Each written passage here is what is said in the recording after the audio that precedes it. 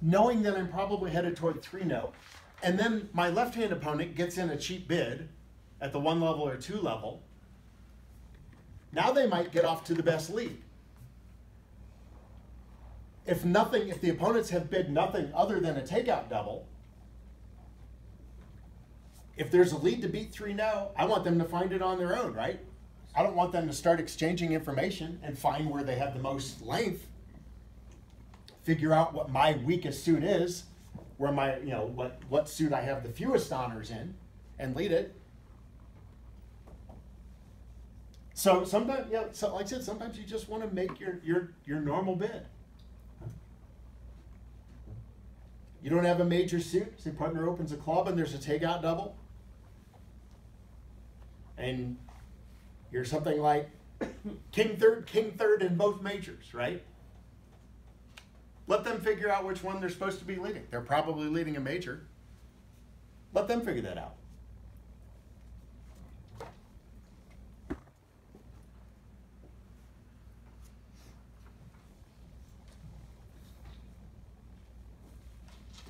So yeah, so with a hand like this, I would just bid a spade. Now, let's look at something a little different.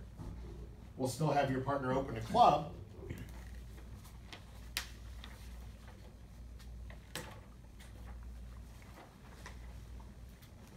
And let's say your hand looks more like this.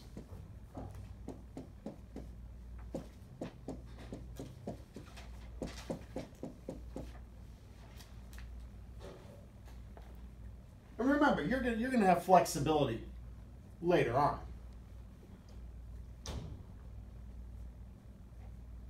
So you have 11 points again. Partner's opened a club. You've kind of got scattered stuff. You do not have a 4-card. Excuse me, you do not have a 4-card major. Well, what do you think?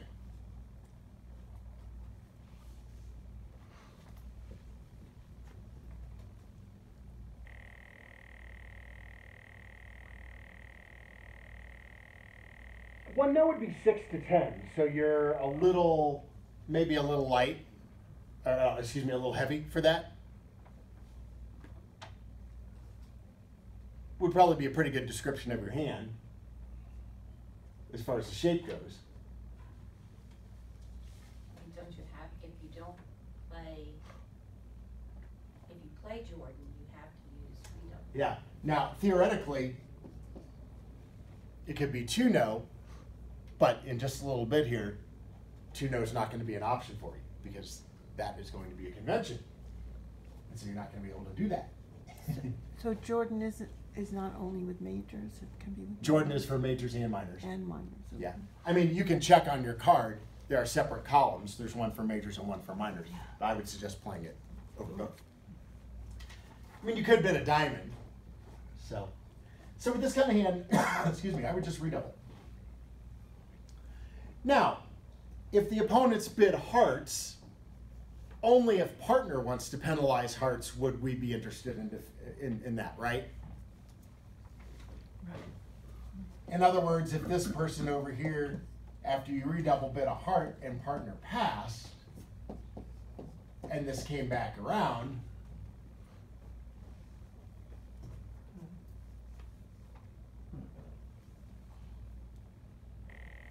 I don't think you want to double for penalty, right? Partner didn't offer to penalize hearts, and your hearts are only jack third. That doesn't mean partner has nothing in hearts. I mean, partner could have king third, ace third. Still wouldn't be excited about penalizing necessarily, right? Now, I will say this: your second bid is not ideal, right? What do you do now? 2 diamonds. You could bid your diamonds. Would you support partner's clubs with only 3 small? I mean, I think partner probably has real clubs here because they've made a takeout double, right? Wouldn't so the takeout they double is redouble probably them? short. Wouldn't they rebid them? Only with 6. Would you bid a no trump? I might try 1 no now. No. Yeah, but your With jack opponents third. are going to lead hearts. Maybe, but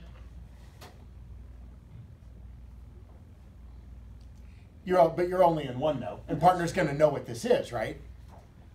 Partner's going to know that you probably have 11 or 12 balanced because you didn't just bid one no the first time. You started with redouble, right? So yeah, I mean, you certainly don't have an ideal bid, but at least you have some sort of direction. You don't want to leave them in one anything at that point. Well, we're not going to let the opponents play upon heart, right? This is our hand. We have the balance of power. We've announced that, so. Yeah, so we can't do that. We can't just sell out to one heart. So what do you bid? I would probably bid one no with that particular hand. Now, the opponents aren't necessarily going to bid hearts. Your one no might be easier. What if they bid a spade? Okay, well, you king, queen of spades, one no would look a little more attractive there, right? Now, Kurt, you said after the takeout double, you could bid one no with 6 to 10. Yeah, Ish. remember that all of your bids maintain their normal meaning because double didn't eat up any space, right? So any suit or no trump that you bid, excluding 2 no, because that's going to be conventional. Okay. But other than 2 no, which is going to be Jordan, all of your other bids after a takeout double are natural, right? Any suit that you bid. So it doesn't imply that I have stoppers in the majors. That takeout double wants advancer to bid a major probably. It doesn't imply that I have stoppers in hearts and spades. If I have 6 points and bid one no.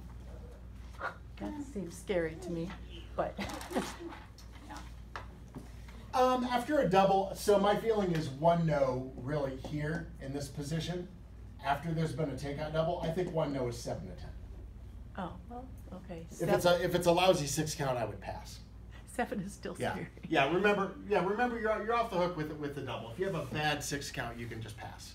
And if partner has a good hand, they're going to do some more bidding. So I think a free one no after a double should be slightly better. Doesn't have to be monumentally better, but. Okay, so it doesn't show 10 plus high card points is what you're telling me. No, she's talking about a one no response. One no right away, not the redouble. Okay, but the redouble. Yeah. We're talking about one club, double, and then one no instead of Oh, redouble. I thought it Yes. was the second No, round. I was No. shaking in my Low shoes trump. bidding one no because. No. You I always don't have have at least 10 when you start with Okay. that redouble. Yeah. Thank you. Now, while we're addressing this, and I know we're talking about this from the standpoint of responder, but we need to deal with this also when the shoe's on the other foot and it's your partner who has double. So let's put you in the advancer seat.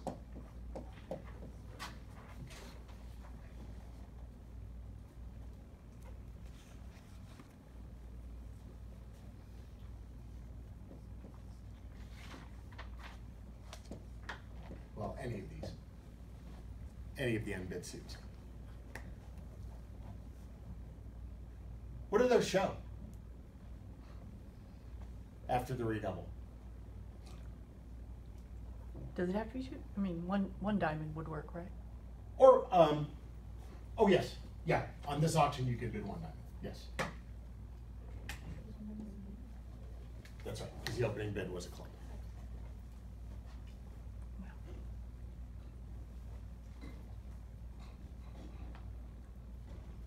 Are you promising any values? No. No. You're forced to. You could have 0. In fact, hopefully everybody at the table realizes that you probably don't have a very good hand because we have had an opening bid, a takeout double, and a redouble. Right. That accounts for a lot of points in the deck. Advancer can't have a really good hand here unless somebody is telling a huge lie. All right, this is a mistake that I see a lot of people make. I see takeout doublers bid again. All right, let's just go, for the sake of argument, let's just go with a spade. And then let's say this person bids 2 clubs. If you're going to do something like that, you need a really good hand. Really good in the context of everybody else is bidding around here. But that looks pretty innocent to you, right? All you did was compete, bump partners 1 spade to 2. And I've heard people, and I've seen people do things like this, get in trouble, and then say something like, well, partner, you bid. Okay, this is a forced bid. It's just like there had been a pass of the takeout double, right? We don't want to pass the takeout double, we want to take it out. And the weaker our hand is, the more important it is to take it out, right? Because we don't want to defend when we have 0 defense. We don't want to leave a double in and have it turn into a penalty double. So when you freely bid a suit here, it's not really free. You are simply taking a preference. Your partner showed the unbid suits. You have to pick your best fit and hope that you don't get into trouble there.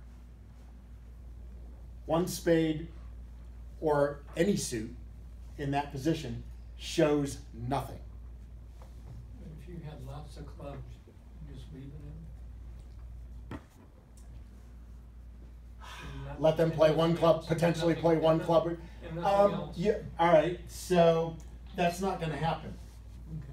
'Cause somebody Why? else will bid. Because we're getting to the next point of this. Let's say you pass.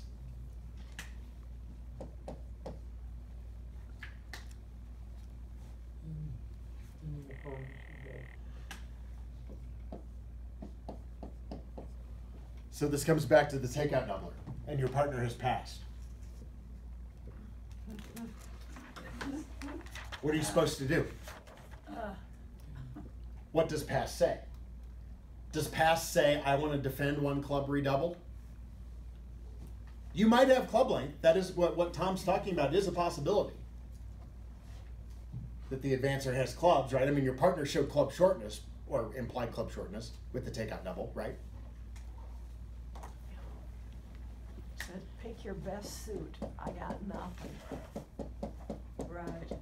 And 4 in the, yeah. Right. You could very easily have that hand when partner makes a That's the way. takeout double and everybody else is bidding, right?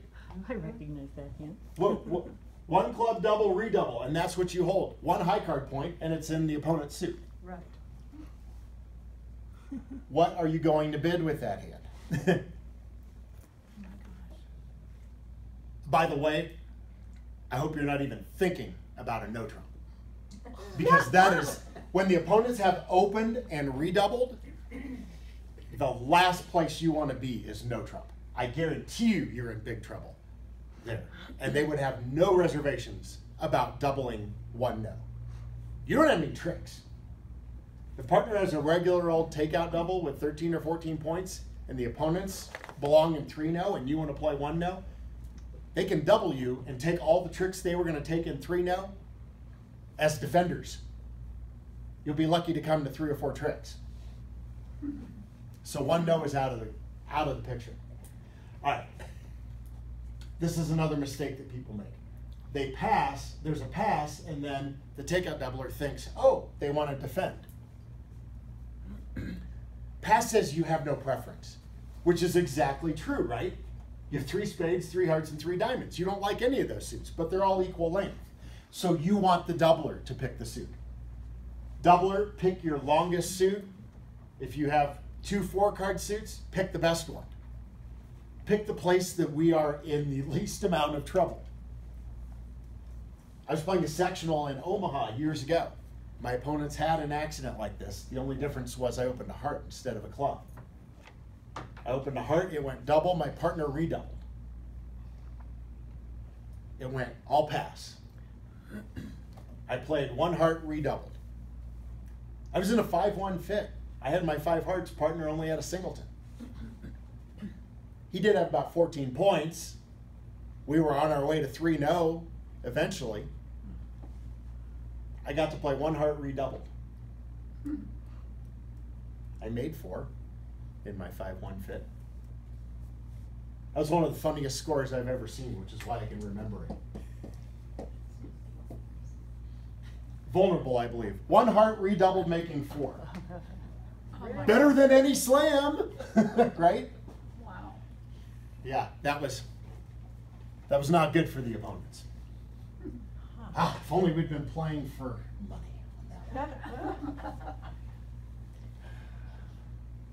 10 cents a point. But look at the memory.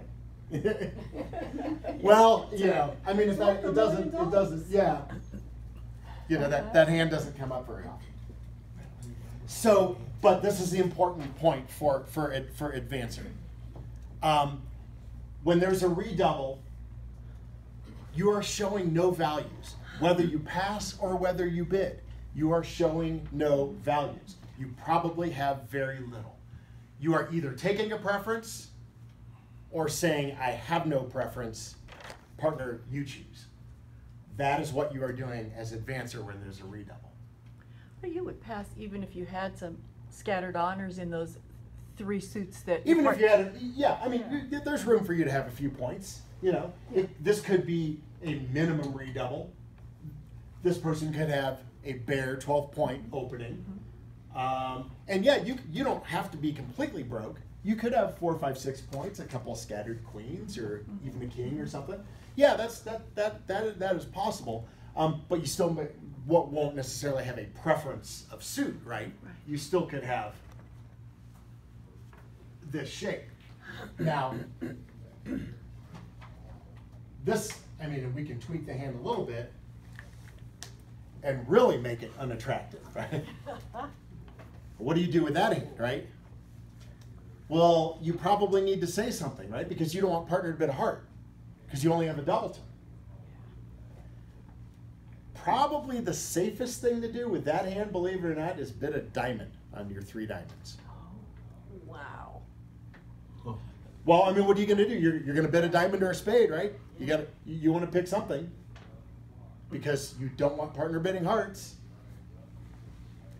A diamond is cheap. It's pretty safe. You're probably not going to have to play it there. I mean, the good thing about these low-level redoubles is that they typically don't get left in for penalty, right? It's pretty hard for the opponents to diagnose, even if they could get rich defending a penalized contract at a low level, it's pretty hard for them to diagnose it, right? Especially if they think they have a game. Because they're worried about, well, what if we only get like a 1-trick set or a 2-trick set and they're not vulnerable and it's not as good as our game. That's what you're trying to size up here. So in practice, you're not going to have to play these hands or make partner play these hands very often.